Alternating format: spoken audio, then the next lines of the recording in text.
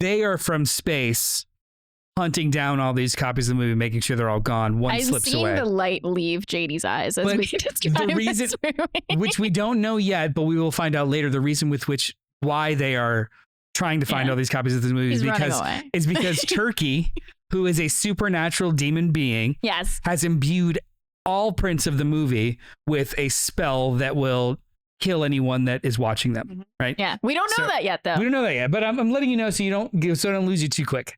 Cut to sitcom. Cut to sitcom setting. Turkey with his wife and his child that he hates. Nibbler. That's right. We don't need him. YUNKJunk. What's up to our sidekicks and henchmoke? My take 5. Henchmokes. What's up to our sidekicks and henchmokes? Hey. What's up? What's up to our sidekicks and henchmen out there in the Geek Nation? Welcome to the Turkey-tastic CultPop podcast, Happy episode Thanksgiving. 104. One of the longest running comic book and pop culture podcasts out there, where we talk about movies and comics and TV and wet and dry puppet horror and all the other things that scratch your dirty, nerdy little itches. It is both. Both wet and dry. We're coming to you live-ish from YUNKJunk HQ, a bomb-ass podcast production space here in Manayunk, Philadelphia, Pennsylvania. I'm your host, JD of Johnny Destructo's Hero Complex. It's a rad-ass comic shop. Come buy my stuff. With me tonight to talk is Noel. Hey! You're doing so good. And Alice. Hey! It's me. Also in the booth is our trusty producer, Dylan. Ew. Hey, Dylan, if people want your services, what they do? Just make guttural noises. Yeah. So every response is like, hey, whoa, hey, oh no. Well, if it's my services and guttural noises you're looking for, then look no further than the bottom of your screen, and there you will find an email, and that email will lead to me. And let's start a podcast together. We're looking for more people to join the YUNKJunk family, like these fine folks in front of you. We're a family. Because when you're here, your family. And there's breadsticks. I've heard that before. Where's that from? I love those breadsticks. You know, it's either the Olive Garden breadsticks or the cheesy biscuits from Red Lobster. I could eat those all day long. Breadsticks. Oh, I was going to say breadsticks. Should there be a tier list for this eventually? Yeah. Yes. Should be a bracket. All the different table breads. A bracket for carbs.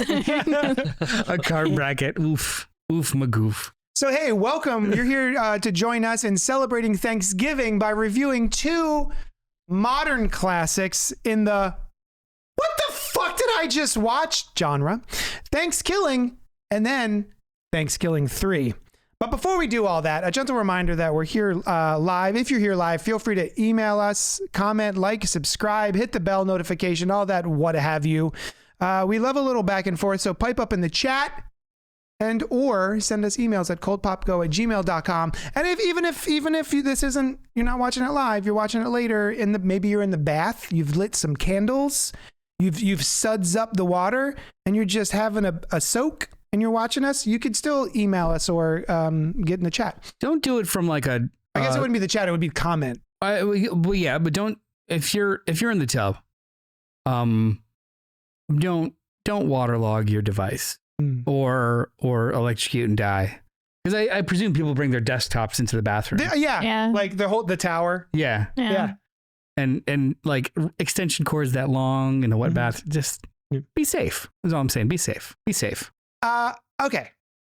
That was the intro, and I think we did pretty good. 10 out of 10. We did pretty good. So now we're going to move on to the second portion of the show that I call What's Poppin', which is when I ask my friends Noel and Alice what's been popping for them this week. Hey, Noel. Yeah. You're first up. What was popping for you this week? I want to complain about something again. Do it. Boom, boom, boom, boom. Actually, I have something grind your gears. A question for you guys. Be in your bonnet. Bonnet full of bees. Is a bonnet full of bees. Bartocci's bonnet full of bees. Oh my god! Oh my god! Yes, Bartocci's bonnet full of bees. That's the new Alice's segment. angry arms. Yeah. You need something. I'll get there. So you have a question? Do you guys ever read reviews? Do you enjoy reviews? Do I watch them or do I read them? I don't fucking care. Do you engage in reviews? Yes. Sometimes. What's your relationship like with reviewed content, with critics? If I go on Rotten Tomatoes and I'm looking at reviews, I actually tend to look more at the audience, like what they have to say. And Interesting. I will read the critic reviews. It depends on what it is, I guess. If it's something I'm going to see no matter what, like if it's a Scream movie, I'm not going to read the reviews. I'm going to see that regardless. Like that shit's review or critic proof in general. Like I'm not bothering with reviews on that. I don't read many reviews anymore. I mostly just listen to like the film cast and iFanboy. So like those are reviews. Yeah. I listen to those a lot. Those are two excellent examples of people that don't just shit or hype. They explain why they feel a certain way and what does and doesn't work for them. Before I was on this podcast, I very much enjoyed listening to this podcast. And then I weaseled my way on here. Yes, it was a full weasel. It was. Crawled like The Exorcist. My sister literally asked how I did it. Weasel twice. I mean, you were asked. Well, she came to visit and I took her to JD's shop and we were all chatting and everything and we were leaving and she goes, "So how did you go from being one of JD's customers to like a friend? And then you're on his podcast now?" I was like, I just snuck my way in. I guess I just weaseled my way into all of that. I mean, the question had the answer. I went from going to the shop to being his friend to being on the podcast. I just kept showing up. That's like asking a question like, how did you and Costa go from like not knowing each other to then then meeting and then like spending time together and then falling in love and then like getting engaged? Like, how did it even happen? How did this? I don't know. What's the series of steps there? How did the ingredients go from my fridge to the stove to the oven to become and chili then to a plate? How did that Into my work? gullet. And it's like you just described it. I just showed up. You're just like, and they liked me. So like I am having a lot of conversations. And by conversations, I mean arguments online about how to engage with content and how to do it responsibly or how to do it irresponsibly. I feel like everyone that has a platform, at least it feels like actual criticism is dying. Yeah. And it's being replaced by just hyperbolic bullshit or armchair quarterbacking content you don't like or get, as opposed also to like death threats and like, just online harassment. It feels like it's just gone. And I mourn that a little bit. Like I used to love reading reviews and actually like you kind of find out which critics kind of speak to your taste a little bit and whose don't and compare the two and kind of like meet it halfway. And you'd have different rules for different types of content. Like if I'm going to see a horror movie, if I'm going to see like the sixth Jason movie, I know that Roger Ebert's not going to really vibe with that movie. So I'm not going to look to him, but I will look at that forum that like loves this stuff. Dread Central or so like Disgusting. It's film critique and show critique and stuff I think is like a valuable thing. Someone on my social media posted a clip. Wicked's coming out. I think it's out now when you're watching this, and we'll review in a couple of weeks, but Wicked's coming out and it's the most popular thing that's happening right now. Like everyone is into this movie. It's cool. Which I is like great. when that happens though. No, it's wonderful. Like the zeitgeist. But there's also like a contingent of fan that is very, very defensive about it. And that didn't know it's two movies. Right. It's being advertised as one. But it's a two-parter. So there's somebody shared a clip of a New York critic kind of talking about the movie, saying they felt that the pacing was terrible. And then the critic goes on to prescribe what they would have cut from the movie to make it better. To me, is that a thing that critics usually do? No, I think that's completely out of pocket. Right. For professional imprint to fix a movie is totally out of pocket. That's not your job. Yeah. Like he crossed over the line after, like if it didn't work for him, if the pacing was off, if he wished it was less padded and shorter, great. That is valid. As soon as you cross the line to, I'm going to make your art different and better, that's out of pocket. That's not accepted. But then that turned into a larger conversation of everyone being very, very defensive about, you didn't know that this was two movies. That guy's a fucking idiot because he didn't know that it was two movies and he should have known that. And all that stuff that he's complaining about is going to come into play in the second movie. And blah, blah, blah. I'm like, everybody, there's a nuance here. It's fair to feel unsatisfied by a piece of content. Yeah. And meet that halfway and describe what it is. It's not fair for him to prescribe what you should have done. Yeah. But also, I shouldn't, like, I think the original comment was, this is a perfect example of somebody not understanding what source material. Yeah, not understanding a source material. Yeah. Which kind of put a bee in my bonnet of, I shouldn't have to do homework for a movie. Right. It should all be there in context. Yeah. We've had this conversation about like, hey, the novelization explains this thing. Yeah. Cool. Put it in the movie. Right. Because that's the primary source, right? Mm-hmm. I'm going to see a movie. And then everybody was just like, yo, it's 2 parts, meet it halfway. I was like, well, I mean, then it just makes it $1 billion TV show. Mm-hmm. It's not a TV show, it's a movie. Yeah. But it was just like, I don't know, it made me think about critique in general. Yeah.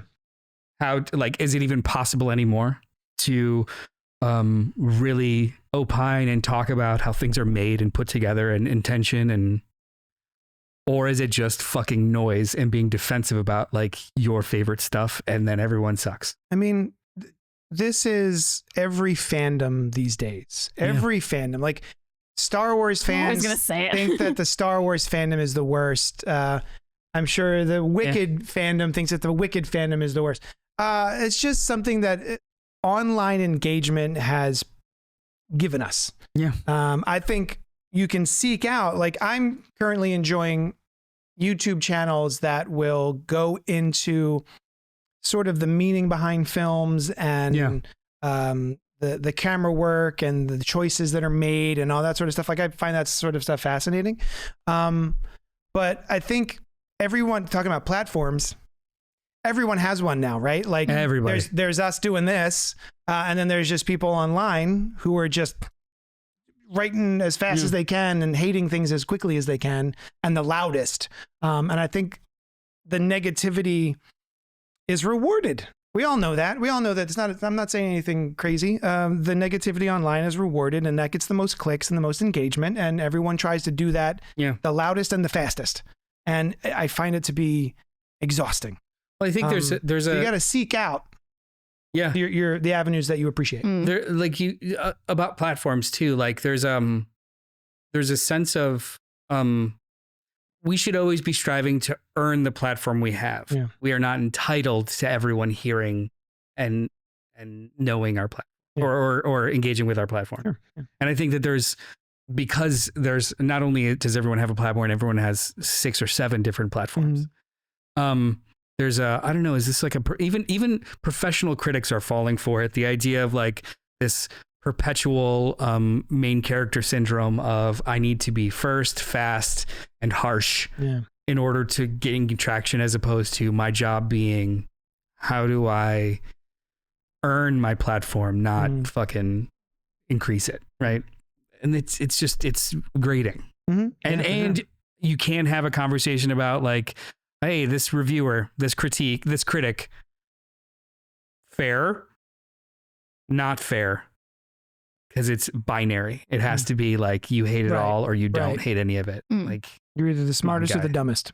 Yeah, I don't know. I used to love reading critics. Now it's like there's few and far between. Let me ask you this: do the critics that you used to love reading? Are they falling into that same trap, or are they not critics anymore? Like, are these newer critics that you're not used to, and now they're engaging in this sort of behavior, or is like even the ones you used to respect have sort of went down the hill? Well, that's a good question. I don't.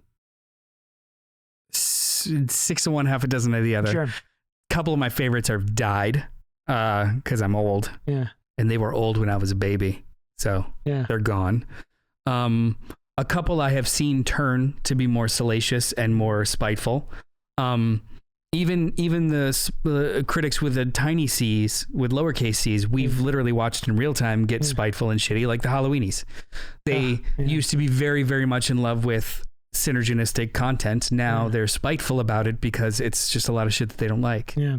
And I think that is a pendulum swing in the wrong direction. Like, engage with content that you enjoy and meet it where it's at, not it's got capes in it, fuck it, I hate this, like that's and there's a lot of like it played in a Cineplex, there's a lot of critics, there's a lot of like professional critics who I think do have fallen down that rabbit hole of just being like professional haters or elitist snoots, as opposed to like we should be able to find artistry in these fucking Thanksgiving killing movies. Yeah. And we will, and we do, because we're meeting the content where it is, instead of just being like, I would never submit myself to that garbage. Right. Like it's, come on. Yeah. Whether or not we enjoyed it. Yeah. And if we didn't enjoy it, you can explain why you didn't enjoy it. You can talk hopefully. You can talk to it. Like it's not a plus minute. It's a conversation. I also wonder, some of these critics that you're talking about, big C critics, not little C critics, where it may be that they are just becoming jaded. Very much. There's people in the comic book industry who are just jaded. Like even just retailers. Like my job as a retailer. I know I'm in a bunch of retailer groups, and there are a bunch of retailers out there, and I'm just like, why do you own a store? Everything is negative. Like every single release you hate, every decision made by publishers you hate. Everything's going down the tubes all the time. Like, why are you doing this? Just do something else. You're clearly miserable. Just tap out. And I wonder if that's sort of like, I'm sure I may also be proud of it. I'm sure that's a part of it. Yeah. Because we see it too. We see the seams, like the fact that a 3-hour musical needs to be 2 3-hour movies doesn't make any sense other than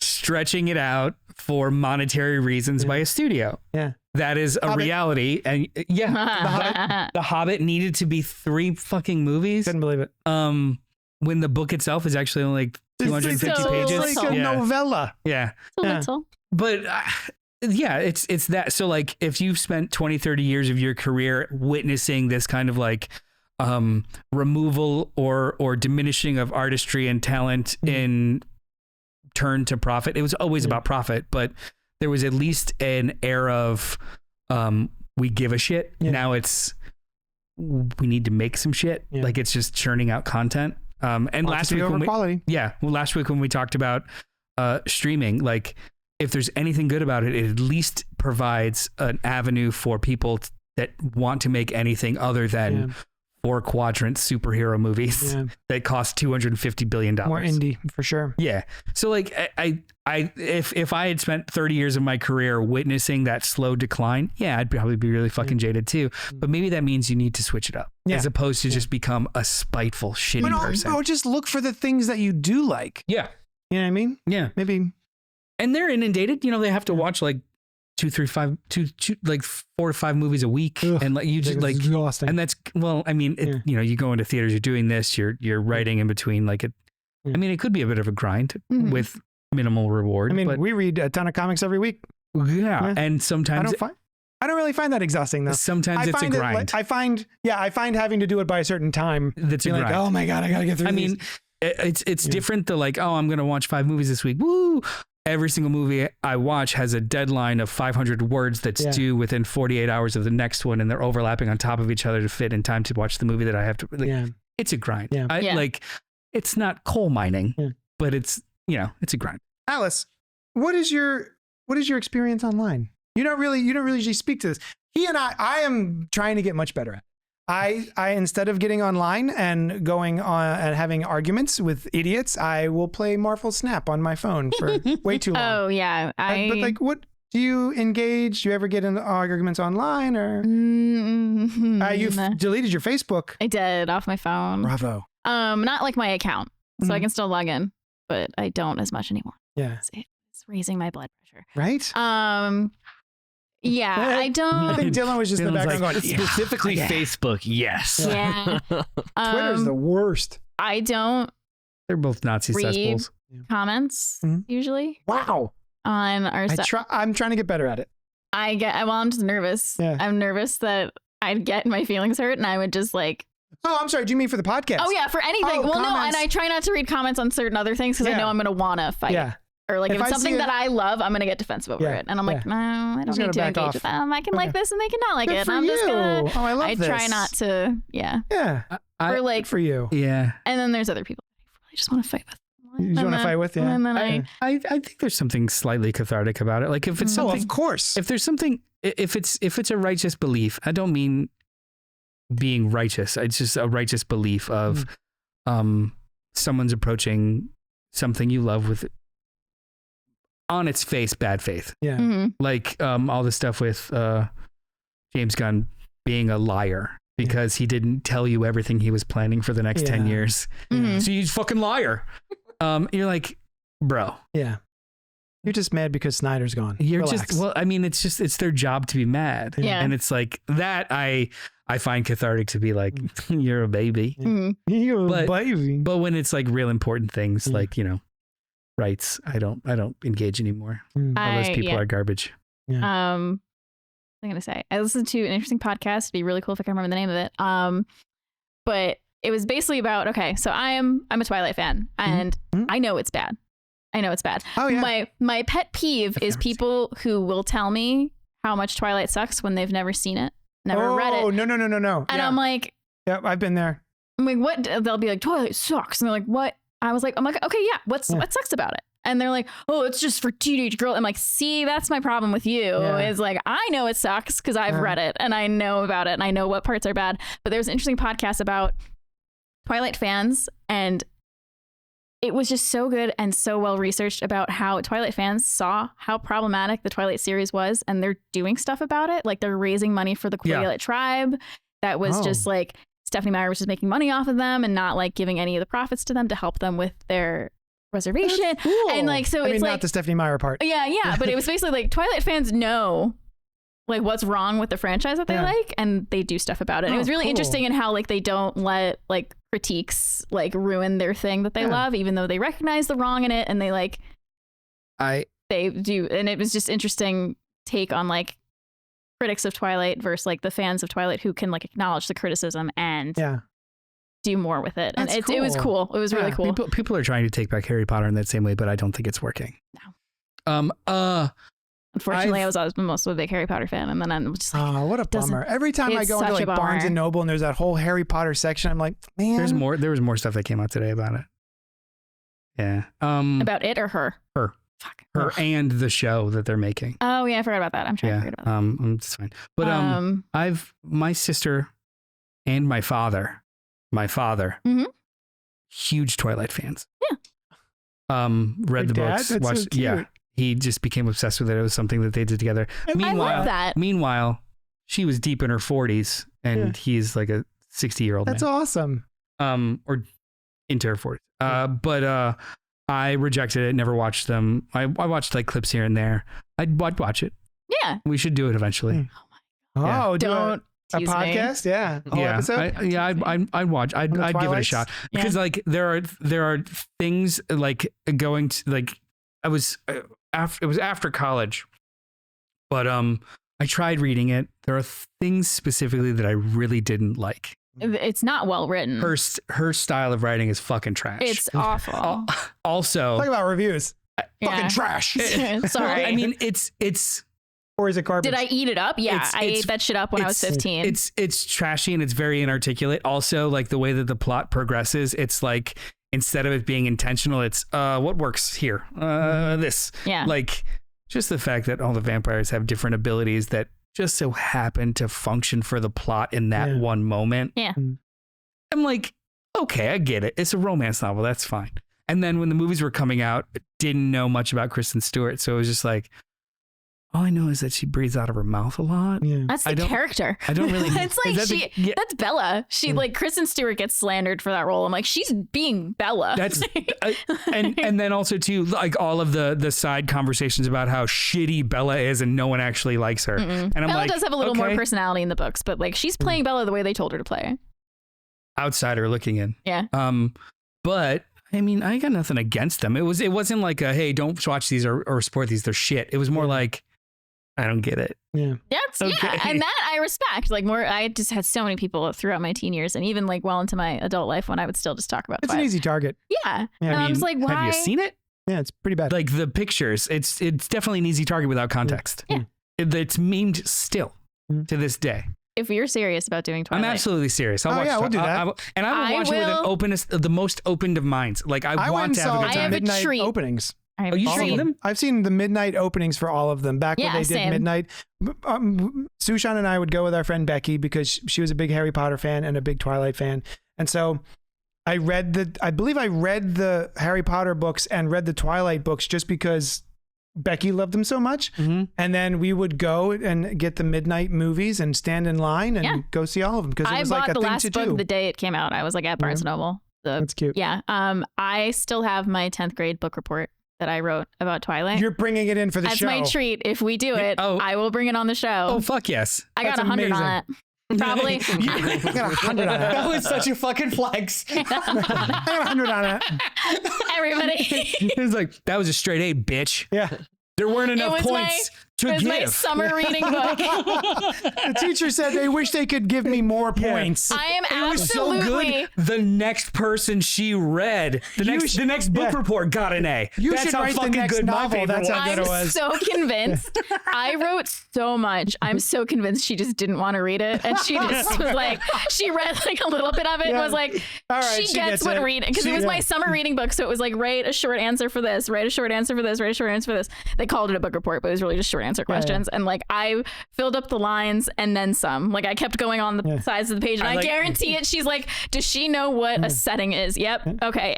I'm not reading this. This was a college course. This is college. She probably just like proved it for grammar. Like I don't give a shit about this. She didn't. There's no notes. It just says 100. She definitely just didn't even read it. She's tried. Like, this is so funny. You did your summer reading. Great. 100. We're gonna next year. We're doing a special series. Maybe we'll try and find time for Twilights, man. I'll do it. I'll watch them. Hey, Alice. Hey. What was popping for you this week? I have been rewatching my favorite comfort show lately, which is Bob's Burgers. And particularly, I've been going back and watching all of the Thanksgiving episodes. Same. They're so good. I know. Annually? Yeah, annually. Yeah. Like whenever, and if that show's on casually, and like a holiday episode comes on, like I skip it, and my girlfriend's like, "Why?" I'm like, "It makes it special to watch them." Yeah, you have to watch it on the holiday. That's cute. Yeah, it's oh my god, they're so good. I love that show so much. It's just it's so funny and so comforting and so well written. And Dylan, what's your favorite Thanksgiving episode? I really like the one where the sleepwalking one. That's my favorite one too. So the good. Turkey in the toilet. Yeah. I really like that one. I don't think I've seen that one. Oh my god. I've not watched the whole show. I've only watched like maybe my favorite season. bit is that like he has to keep going and buying new turkeys. And the guy is like, the guy's like, and he thinks he's hitting on him. Yeah, he's like, oh my god, we're doing this. I'll run away with you. And he's like, no, I don't think so. You're out of my league anyway. And he like, runs out of the store. Oh my god, I did see this. Yeah, I did see this. Yeah, oh. And then we just watched the first Thanksgiving episode last night, which is the one with Linda's song, Pass the Cranberry Sauce. They're making mashed potatoes. I sing that all the time. I also Thank you for loving me. Thank you for being there. They're just feel good shows when you need a feel good show. Yeah, they're just so good. Dylan, what's your other feel good show? I have a couple. That one, Arrested Development's never really good. I first 3 seasons. Yeah. And I'll even dip into the Netflix season because there are some gems in there because the way that they just sort of like snowball on like old jokes and stuff like that. That whole show just feels like an inside joke. Especially that 4th season, the Netflix season. Yeah. The first Netflix season, the second Netflix season was very weird. But like I do like Gay Job though in the 5th season. they lean into the fact that actors aren't in the same room. Like it's part of a joke that everything is exactly fucking off the rails. Yeah, and I was just like, I kind of it doesn't always work, but I definitely kind of respect it. Or an actor will disappear for 6 fucking episodes, or you only see the back of their head. Like they did it. It's like they didn't really try and hide it. And that became the funny, and I was that's right. I just found I've tried it multiple times because I love 1 through 3 so much that I was like, I remember we were on vacation with our friends at Fugfas, and the day that the new season on Netflix dropped, season 4, we all just sat there on vacation and watched it, and then we were all kind of like, oh, that was okay, I guess. So I've gone back multiple times to watch it, and each time I'm just like, this is kind of boring. It doesn't feel the same. Also love The Office. That's a good rewatch. Yeah. So going back to last week, the things that I avoid because everyone hypes them up so much. I watched all of The Office and I enjoyed it. Ah. Once. Oh, don't. That's all you need. Well, but it's fun to rewatch. I mean, you don't have to. There's so much content out there. The fact that I don't know how often you rewatch it. Yeah. But I know people who have rewatched the entire series like 8 or 9 times. Yeah. And it's like, I mean, I don't go from like that's a lot. Jump all the way through. Oh, no, I'll pick and choose my favorite. They plop all the way through. Yeah, no, I don't do that. I wonder if it's like while they're doing stuff. They'll quote it to me, and I'm like, I'm sorry, I don't know the script for season 7, episode 4. I just don't.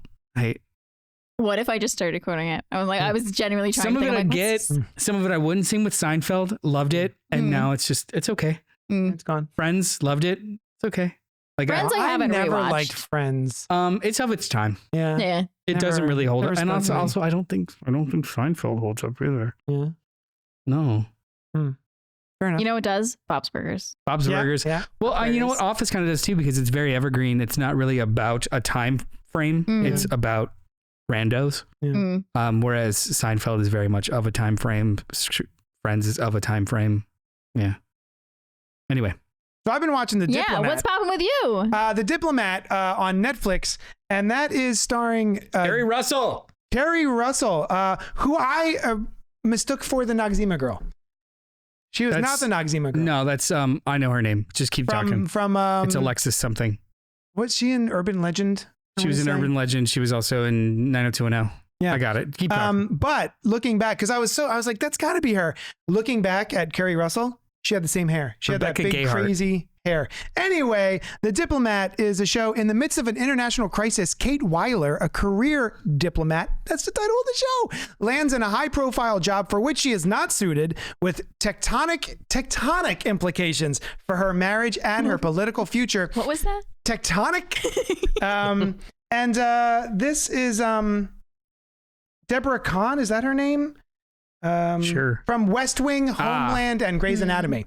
So she produced all of those shows, and now she is the showrunner of this show. And I had just kind of heard that it was good enough that I was like, well, we're looking for something new to watch. Let's watch that. Because we're also watching Shrinking. It's like, oh, this episode of Shrinking's done. Let's find something else. And so we decided on The Diplomat on Netflix. Carrie Russell, say his name for me. Rufus Sewell. Rufus Sewell and Ali Ahn, who was in Agatha all along. So yeah, this is just such a tight, charming, really well crafted political drama. It's mostly drama with a slight D at the end, because there are some really funny bits. And it's tragedy, not comedy. I know you're thinking it's funny. It's just really harsh. It's drama tragedy, dramagedy, dramedy. Yep. And it's really, really good. I really was impressed with it. And it does not seem like a show that I would be particularly interested in. It's in the weeds with some politics. And I'm like, I don't know if I care about, this is wonderful. Like halfway through the thought, they'll say something really funny and insightful. And the relationship between Carrie Russell and Rufus Sewell's, they're married. And their relationship is so nuanced and weird and interesting.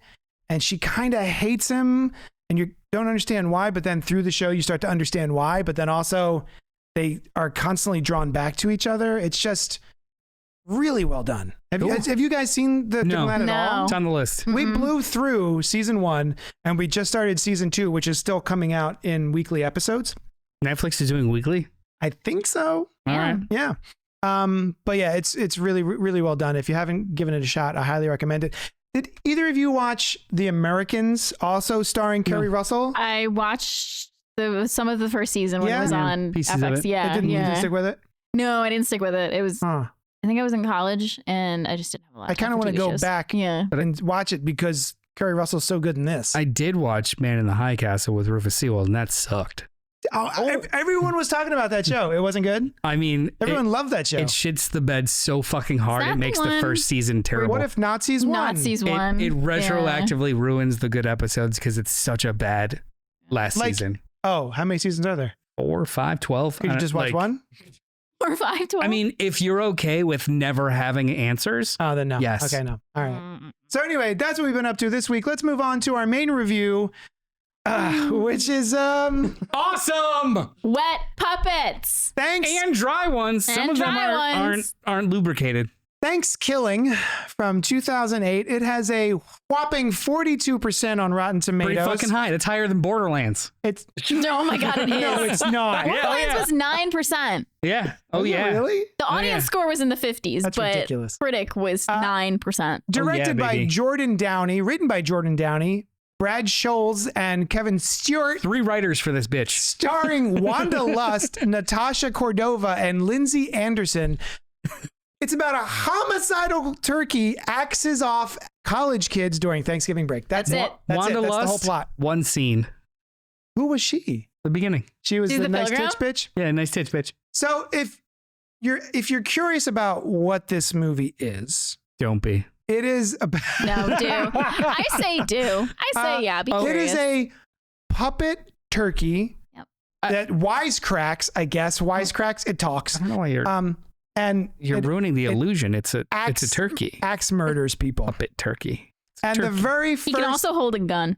I want to say the very he can first articulate with the feathers. Yeah. Is the very first dialogue in the first movie nice tits bitch? Yes, it is. Yeah. And the second film in the trilogy is nice titch bitch in space. Yeah, which was actually pretty funny.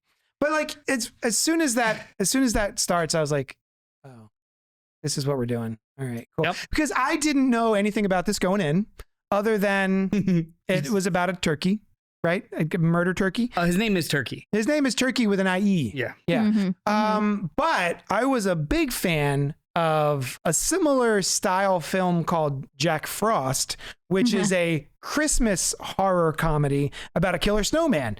A gentleman is a prisoner is being taken to death row when his transport crashes into radioactive waste and melts him to become a snowman. Classic, yeah. Yeah. Not to be confused with 1998's Jack Frost, which is Michael Keaton. As a man died on the road and came back as a snowman like to a snowplow or something like that. Yeah, he was a musician who died on the road by a snowplow and then came back to see his family as a snowman. Yeah. Oh, wow. Wouldn't you do the same? Yeah. Of course. I mean, yeah. I kind of was hoping it would be like that. This movie for me was not much like that. I watched in 2 chunks. The first chunk I watched with my eyes firmly rolled into the back of my skull. 72 minutes long. It's just over an hour. It's an hour and 10 minutes long. Still too long. It does feel pretty. It did feel longer. And then I go to the gym with Noel and we have a conversation about it. And you start to tell me some of the gags. And I'm like, you know what? When you tell me the gags, they're much funnier than when they're in the movie. So I went back and watched the end of the film. And it does get better as it goes, I will say. The conversation was, you were like, oh, I can't handle it. And I was like, well, I mean, how far did you get? Far enough. And I was like, well, there's a pretty good gag with this. And you were like, I didn't see that. And I was like, that's like 15 minutes in. You didn't get anywhere. That's not true. I made it way more than 20 minutes in. I made like 23 minutes in. So you liked it. Are we doing, hold on. Are we doing Thankskilling and then Thankskilling 3? Or are we just talking about all of it together? No, let's talk about 1 and then let's talk about 2. Okay, great. This movie, 3. Well, 2 and 3. This movie cost $3,500, not $1,000. Every penny's on the screen. $100. Yep. Nothing's wasted. Which that I think is impressive. I was impressed. That was impressive. And I will say that some of the bits are mildly funny. At no point was I guffawing or being like slapping my knee, but I thought there was a couple of good bits. It does not save the movie for me. I can see why this might be a cult classic. Mm-hmm. Like it might, I think this would be really fun if the 3 of us all got together and were watching it together, maybe with alcohol involved. But like sitting there by myself watching it, I just would rather have been doing something else. I don't think people enjoy or dislike this movie. I think you just survive this movie. and you're like when you survive something, you're made stronger from it. Sure, yeah. And you bond with other survivors. You trauma bonding. Because of that strength, you could look back and be like, okay, that was a pretty good bit. Yeah. It's really impressive what they did there, and I can't believe they got away with that. Yeah. Like, what's it called when you're kidnapped? Stockholm syndrome. Yeah. I experienced this thing, and I almost have a reverence for the trauma. Yeah. There's I think there were some genuinely funny bits in this movie that I did laugh at. Okay. I could spoil them. I mean, listen, we're gonna spoil the shit. Yeah. There's not gonna be a spoiler section. This is an open conversation about these two movies. There's two parts in this movie. In this first, so the plot being. Yeah, what's the plot? Go on. Okay, spring break. Can't wait to hear it. Thanksgiving break. A bunch of college friends. Thanksgiving break. College friends are going home. 505 every 505 years or something like that. 505 years. There's a turkey that there was a Native American tribe that was wronged by one of the families of one of the college kids. Oh, and then they put a curse on the turkey. They put a curse on this turkey to come back every 500 or so years and get revenge. Yeah, so it's like blood libel. Okay. Yeah, it's great. Yeah. And so this turkey wakes up when a dog pees on his grave. Not unlike Freddy Krueger. I was getting ready to say Freddy Krueger. I was going to say Nightmare 3. Or number 4. There's three gags I can count that I may have laughed out loud, probably didn't, but still like really thought was great. One being when they were doing like the teens that are 45 were doing their research, and they find a book. Yeah. It's a piece of cardboard with a cover on it. Yeah. And which they don't try to hide the fact. There's close-ups of it. Yeah. And I'm like, that's a fucking choice. You could have grabbed any book. Yeah. But no. I'm going to make a book out of fucking cardboard. That much cardboard. It was... Yeah. And it's like he's talking about like ancient rituals. I'm like, he has to do an equation. There's math in it. There's math in a ritual. So that to me, and the nerd has to do it. That was like a yes and gag, and I'm like, that's good. Yeah. And then there's a scene where the hillbilly dies, and then his best friend dies later, and there is a prolonged musical number of them meeting and being best friends in heaven. That never happened. Oh my God. Yeah. That was pretty funny. That was amazing. Yeah, that was pretty funny too. Hey, let's do this. It's funny. Like, and it was awesome. And most of the bits though, I was like, good bit. Yeah. Not like the one that I laughed out loud at was when Turkey kills her father and then wears his face. Yeah, and they don't acknowledge it. He fools them. Listen. It made me think it's a turkey puppet wearing a very tiny flesh mask. And the rest of it, she's like, full-size human. And like gives him a hug. Hugging the fake turkey. She gets down on her knees to hug her father. Yeah. Who's a turkey. But that goes on. Funny. That goes on for like 4 scenes of him being in the man disguise or the sheriff disguise. And it was so fucking stupid. I was laughing. I was just like... Yeah, I laughed at that, and I laughed at the bit right before that when the turkey knocks on the door at the house and the daughter isn't home yet, and so the dad answers, and he's in a turkey costume because he's got a costume contest later, and he's like, oh, you're waiting for my daughter, why don't you come on in and sit at the table? And then they just sit there in silence, like he's sitting in a turkey costume, and turkey's at the other end of the table with like those glasses with the nose on him because he's in disguise. Oh, that's right. And they're drinking tea. And then the turkey goes like, I'm not gonna lie, this is really fucking awkward. I'm gonna leave now. And then like he's about to walk out, and he's like, what an odd little duck. And he's like, that's it. And then he like murders him and takes his face. But like that bit, but just sitting at the table in silence for an awkward amount of time. I think that's a good way to describe this movie. I think when it starts, it's painful. No, I just remembered another. But they keep yes-anding and making the bits like even more ridiculous as it goes, that it starts to become kind of charming. Wait, I might actually love this movie. There's a weird, edgy charm to surviving this fucking movie, and it's like we meet the dad. He's like, there's shit. That's right. I laughed at this. He's like, God damn it, what'd you do? Shit in the coffee? And she's like, in fact, I did. And it's just a pile of shit in the coffee pot. And she's like, I want a divorce. And then he calls his daughter, like, your stepmom left me. Oh no! It's so stupid. But yes, that is an yes-and joke. Like, oh, this coffee tastes like shit. Like, did you that's actually because I shit in it, and I want a divorce. And he's just like, his response to his yes and to that was, huh? Keeps drinking it and talking it's like pure improv. It's fucking weird. Anyway, sorry. I like this. I think you do. I think you do. And you know, it's okay. It survived. I love bad horror movies. It has survived. I love it. 14 years? Yeah. 16 years? There was one scene I didn't like at all. Was it the rape? Yeah. Yeah, that was. And also, we do very 2008. We do get the F-bomb. Yeah. Yeah. Yeah, I didn't love that. Some gay jokes, and then there's like a straight up rape. Yeah. And you could tell like it's a 4 years between these two movies. Rape by a turkey, by the way. Yeah. Not an actual, just like. Yeah. It's non-consensual. And they tried to make like a joke about it after. It's a switcheroo, with the, which honestly was very popular in comedy, like the entirety of the 90s and 80s. Yeah.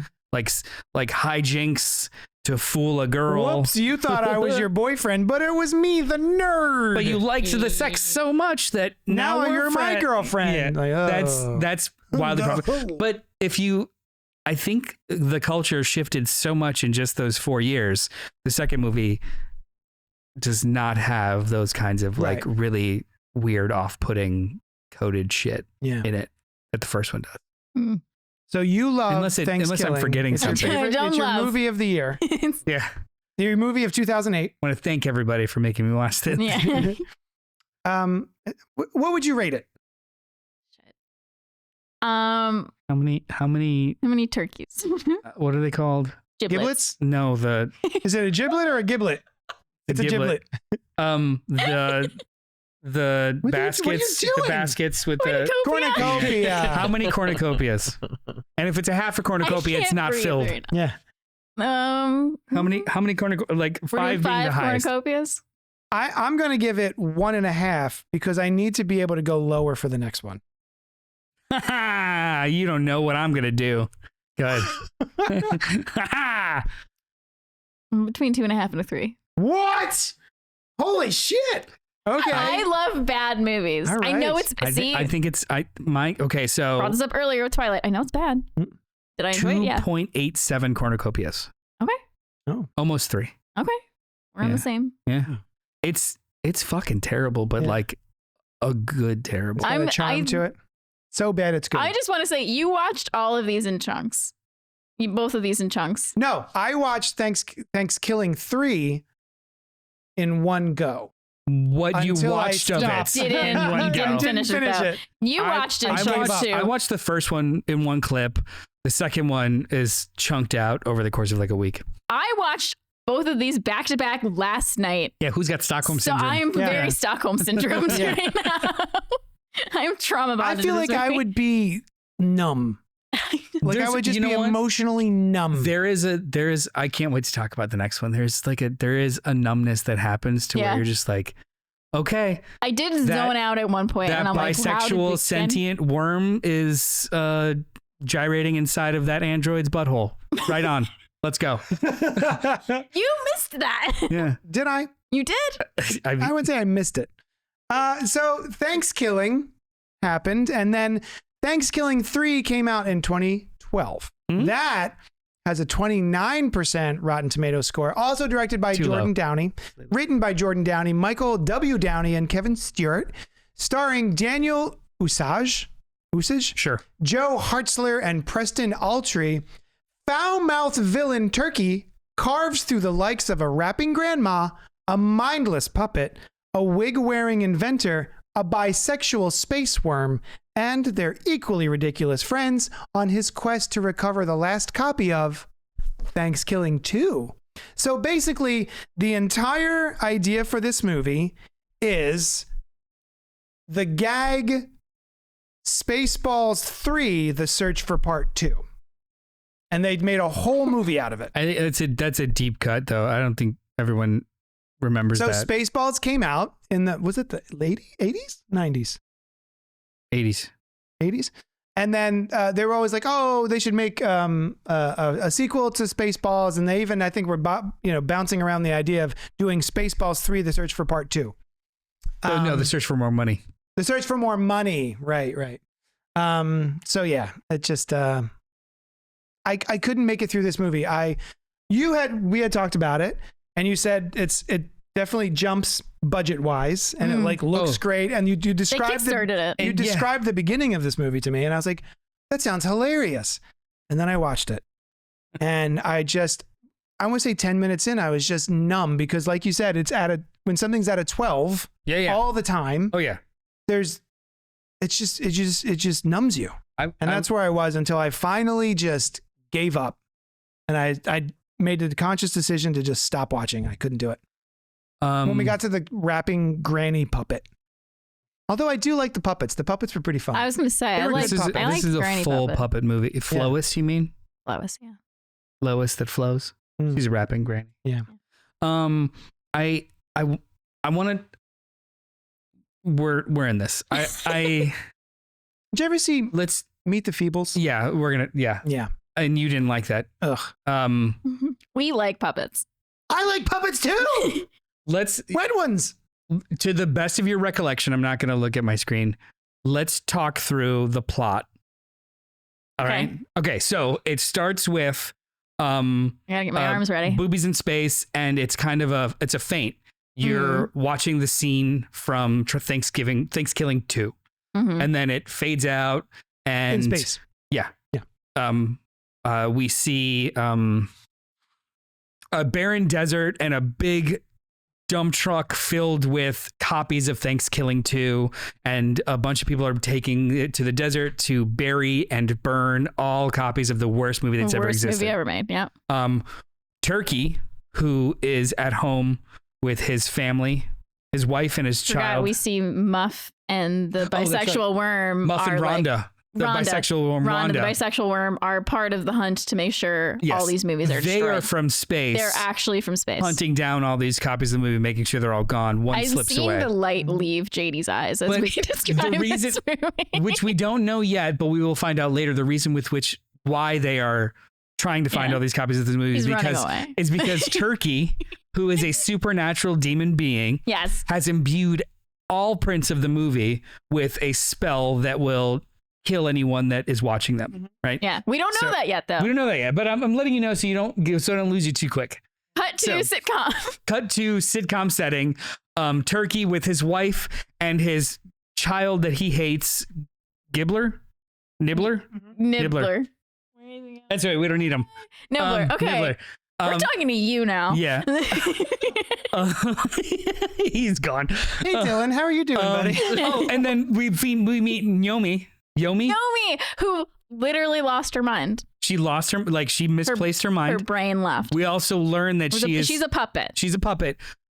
An alien that puppets are molded after. She is like a sentient being who looks like a puppet, and all puppets you see now are because of that alien. Yes. Just so you know. I clocked that. Yeah. No, I'm letting him know. Oh, he's gone. He's gone. He doesn't believe in anything. All right, we're letting all you know. So Turkey has to find the last copy and play it. So he's also in the sitcom scenario. He sees it's his birthday. It's his 514th birthday. Yeah, that's right. And he hates his kid and his wife. It's implied that he beats his wife. Very much. She had bruises. Funny. Yeah, that was fucked up. And then when they're about to they have cake. The mom throws up the cake. Yeah. Because that's how birds feed each other. It's a nibbler. Anyway, that's the bit. And then he sees on the news that his movie's being destroyed. That puppet goes from dry to wet. Oh, in that scene. Okay. Yes. Yeah. He sees his movie's being destroyed, found out that the wife knew about it, and was like, I didn't want you to find out on your birthday. He murders her. He chops her in half. That was cool, actually. Yeah. That's that classic like blade right through the face, and you see the whip. That was cool. Cool. So then he takes Son sees it. Son wants to be evil like him. They go off. They go off to find the last copy, which Yomi has. Yeah, because she woke up in a dumpster. Without her mind. Yeah. And started talking to a dumpster and monster. Cartoon cats. And cartoon cats. Trash bag. And we're not even talking about yet Thanksgiving Land, which is, I think, where the movie really pops off. Yeah. So she meets, we forgot to mention Nibbin's toy, the Pluckmaster 3000, which turns any live turkey straight into like a prepared cooked turkey. And it's invented by Uncle Danny. Who wears a Jefferson wig the whole time. Jefferson wig the whole time. You see infomercials of him on the TV. Uh-huh. So he goes to he runs into Naomi. Uncle Danny runs into Naomi. In the dumpster. Takes her home because she doesn't know what Thanksgiving is, but she wants to find family. Thanksgiving is all about family. She sees a billboard of him that says, the Pluckmaster will give you peace of mind. And she's like, oh, a piece of my mind. Piece of mind. Oh, he's also really surly because the Thanksgiving prior, he lost his family to wolves. Because he sent them out to go get Murphy's stuffing, and wolves also like Murphy's stuffing. Wolves. Yeah. That's funny. We're 20 minutes in. Let's go. God damn it. After that, that's when we meet Rapping Grandma and her son, who's also in a wig and has a long shaft, which is just a stick with a butter knife on it. Yeah. And there's an awful amount of screen time dedicated to him turning on a light switch with that long staff. Yeah. And it's really fucking funny. It was pretty funny. It's like the whole bit. Like the scene, the camera works with him and like goes back and forth of him just trying to turn on a light switch. Anyway, what are we They were trying to make Thanksgiving Land, which is Thanksgiving Land theme park with a gravy train and cranberry sauce roller coaster and mashed potato we bumper forgot cars. about the seagull taxi. The seagull taxi. Turkey can't fly, so he has to ride a seagull to Thanksgiving Land where they are. Yeah. Anyway, he and then he pushes his son off of the seagull, kills his son. Oh my God. And then he sends his son's spirit to go to the DVD. So his son's spirit possesses this DVD, and that's how he's able to locate where the DVD is, which is Yomi in Thanksgiving Land. So that's where he goes to Thanksgiving Land. Turkey goes to Thanksgiving Land. And then which is just a house right now. The actual physical DVD becomes a sentient puppet of the cover, and it's the little boy. Can I also just say that the tagline in Space Nobody Can Hear You based was great. That's on really the funny. DVD. That's good. The movie gets weirder and weirder from there. You don't have to keep explaining it. There's Butthole Vortex. There's Turkey Hell. There's Turkey Hell. We do go to Turkey Hell. They put beaks on and disguise themselves to go into Turkey Hell to that's find... Yomi and Rhonda, the bisexual worm. Yes. Yeah. There's... Turkey dies halfway through the movie. Turkey dies and is brought back by other zombie turkeys who forget to put on his penis. So he wears a chainsaw where that goes, and then kills Flois, who is invited into heaven by her son. Yeah, that was one of my favorite bits of the movies when every time people kept dying, he was like the person who greeted them at heaven, was like, hi mom, come join me. And like, but then even if he didn't know them, he would be inviting them, like, hey, come on. What's this? Mom, come join me. But he didn't like Yomi for some reason. He was very anti-Yomi. So there's a point where she almost dies and they show a clip of him in heaven. And he's like, nah, I don't want you here. I'm like, you're not invited. To escape at that point, Uncle Danny and Yomi with Nibbler, who is the DVD or Blu-ray. And is now on their side. Because his father's evil. They escape to another dimension where the other turkey exists, who is like an old wizened kind of Gandalf turkey, and tells them that you need this wishbone to kill Turkey, and you'll know the right time, and blah blah blah. So they get out of that. Yada yada yada. A lot of things happen. The evil turkey. Then a lot of things happen. Yeah. The evil turkey and the wizard turkey face off, but they do it in the style of an 8-bit 1993 video game, and it's actual cutscenes from a 1993 video game with text across the screen. It was great. At the same time, that was a good bit. There's so much fucking going on in this movie. Yeah.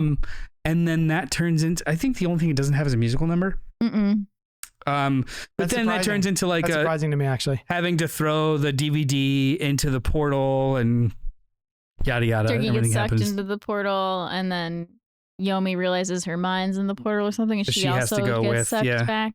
But then the bisexual worm stays with Uncle Danny, along with they repair Muff because Muff shot himself. Yeah, Muff shot himself after he thought he killed Rhonda. They repair him together, and then they make Thanksgiving Land. Mm-hmm. That's the end of the movie. Yeah. So, just watching the half hour that I Nibbler. Not Nibbler, Nibbler. My bad. Half hour that I watched, I was impressed with all of the different genres. Oh yeah. Medium that it was using. The fact that there's like a sitcom set and canned laughter and all that sort of stuff. And it's very cool that they do the thing with like the 8-bit Nintendo thing. There's like 4 rave sequences too. Yeah. Lots of like, I said there was no musical numbers, but there are like montages with like early to mid 2000s rave style music and like dark lighting and like neon and stuff. The score, the turkey theme. Oh yeah, I love the turkey theme. That's pretty good. They do that in 8-bit. They do it 8-bit style. Nice. Yeah, it's that's so fun. Good. Yeah, but it's just all of this. Like even just listening to you, it's too much. It's just too much happening at once, and I don't think none of it is funny to me. I did not laugh the whole first half hour of this movie. I don't think I did either. Did you? The first that first chunk, I didn't start laughing until we got to like the Thanksgiving Land house. And then it was like, this movie's fucking ridiculous. Yeah. And I started like kind of giggling, but it's the first movie's 72 minutes long or 75 minutes long. Yeah. This one's an hour and 40 minutes. Yeah. This one's, yeah. So why? It is digestible in 20-minute chunks over time. I'm sorry that you mainlined you just binge it all in one night. Because it almost functions as fucking episodes because like it's not even a 3-act movie. It's like a 6-act movie. Like it keeps yes-anding itself in the weirdest ways where you could literally just like, all right, I'm going to stop it here because they just entered Turkey Dimension. And I'm going to stop it here because they just got the DVD back. And like it's so episodic. It's weird. Did you enjoy it? I think I did. Like I enjoyed having the shared experience with Alice. Yeah, honestly. We could totally make reference to this until we die and they would all still be topical. Yep. Did you? And you enjoyed it? Yeah. You glad you watched it? Yeah. Wow. I think it's good for you guys. I think it's 3.5 stars. Personally. So wait, oh, you mean cornucopias? 3.5 cornucopias. So my Thankskilling one was 1.5 cornucopias. This is a half a cornucopia for me. Do you know what? That's an invalid. Okay, that's fine. Because you didn't watch it. Yeah, I couldn't do it. I tried so hard. So zero. I tried it's so just hard. Straight up zero. I tried so hard to. I abstained from grading, especially after finished Thankskilling 1 and being like, oh, you know what? There's some good bits in there. Oh man, I bet Thankskilling 3 is going to be even better. And then it just was so much worse. Arguably, I think it is better. I think it is better too. Yeah. So I got to give it 3.5. I think it's at 19 the whole time. Yeah, it's noise. Yeah, you got to take a break. But it's or you could just sit through it while you fold your laundry, like I did. I deeply respect such brazen stupidity like this. I've always loved. I don't know why I love bad horror movies. Yeah, but I do. Trauma movies and this kind of like. I fucking love this level of stupidity. You got a bottom limit. But there's like the people that made these movies, they know how stupid it is. Oh yeah, and they're taking that stupidity seriously. Yeah. And there's something impressive about that. I would have kickstarted this if I knew the amount of work alone. Like the amount of work that went into this whole production seems insane to me. 2 human actors.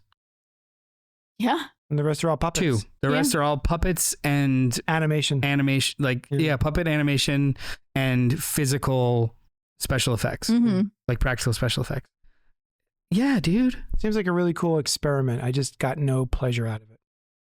Oh, there's also so in 2013, Jordan Downey developed because all the music in this movie is original music. There's a couple of like actual songs. they developed a musical. Yeah. And they put it up in New York, Orlando, somewhere else. And it's all available on YouTube. They made the official bootleg available, and it's just amazing. It's just an hour of recreating the first movie with song. Well, I'm glad you guys enjoyed it. No time wasted. I was joking with Sushan where I was like, I'm going to print out a written apology that Noel will have to sign on air for making me do this. I do not apologize at all. As he yawns. It's late. And these movies took a lot out of me. Oh, yeah, I can't do it. However, we should do, when Christmas time comes around, we should definitely do Jack Frost. Okay. I don't remember having as much fun with that one. Oh, I remember legitimately laughing at some of it. And it's like infinitely quotable. I really enjoyed that. There's a lot of wonderful forgotten, like, I guess we'll call them wet puppet horror movies from the mid 80s to late 90s that you probably haven't seen. Like Munchies, Jack Frost, Ghoulies. Ghoulies is much more popular. I'm talking about the ones that like you only saw on like USA late at night. Yeah. Like the Critters ripoffs and the Troma ones that weren't Toxic Avenger and like there's a bunch of them out there, and I really really like that subgenre of stupidity. There's an Psycho Gorman was like a modern one. That's a fun one. Psycho Gorman, that's fun. They made a new movie called Frankie Frico. Yes, that's out now. I think on digital. Okay, totally gonna watch the shit out of that. I'm gonna try it out. I watched the trailer for it and I was like, oh, I don't know if this one is for me, but I'll try it out. Yeah. Anything else you guys want to say about Thankskilling and Thankskilling 3? Perfect holiday viewing. For the whole family. For which holiday? Yes. For all of Valentine's them. Day. All Saints Day, President's Day, Valentine's Day, Easter, especially Easter. He does rise again from the dead. That's actually very just like Jesus. Yeah. Just like Jesus. These are if you know what you're in for. If any of this sounded stupid fun, just watch them. They're available on Tubi. You don't even have to pay for it. Yeah, see, I feel like I would have been mad. No, maybe I would have been mad at it. I don't know. I'm starting to think I think more than I realized. Seem really into it. Alice is like, guys, I think I'm in love. Yeah. Nice. I'm gonna have to break off my engagement. Is this my new Matthew Lillard obsession? Coast is like online looking for turkey costumes. Yeah. We have to spice things up. No, not even that. She's just like, she said she wouldn't marry me unless I walked on the aisle in this. Well, email us. Sorry. He used to have a turkey hat, and I was asking where it was so that I could wear it tonight. And I think he got rid of it. And I was like, damn it. I was like, how could you not foresee that I would need it for this? We've had it for years. Yeah. We've had it probably for as long as we've been together. How did you not know that I would watch Thankskilling 1 and 3 and do a podcast on it? Need a hat for this occasion. That's a Costa loss. That's a Costa miss. Email us at cultpopgo@gmail.com. Let us know what you think of Thankskilling 1 and 3. And also maybe your favorite, like, underrated horror? Underrated wet puppet? Yeah, or a seasonal watch. Like, is there a Thanksgiving watch? Not the Thanksgiving slasher movie. Like anything else. Like movie wise? Or yeah, I do like. It's just in general. Like, is there something you watch during Thanksgiving? Yeah, there's tons of Planes, Trains, and Automobiles. Like, that's a good one. Yeah, Chris that is last true. Week. Yeah, for Thanksgiving they're trying to get there. Yeah, that's a fun one. So yeah, email us at CultPopGo. Do the whole thing. Like, subscribe, whatever. Don't watch these. Or maybe, you know what? Maybe watch Thankskilling 1. Watch them both. Enjoy Watch these. them both at the same time. If you pushed play, you know what the fuck you're in for. Go for it. Enjoy it. All right. Thank you so much for hanging out with us. Oh wait, what's next week? Do we know? I think we're gonna talk about both Gladiators. Gladiator 1 from 2001 and the newly released Gladiator 2. Yeah. So join us for that. Thank you so much for hanging out with us, and bye. I'm so empty. Enjoy Thanksgiving. I'm empty inside. I'm done. Stuffed. Fade to black. Roll credits. Written, directed, and catered by Dylan. YUNKJunk!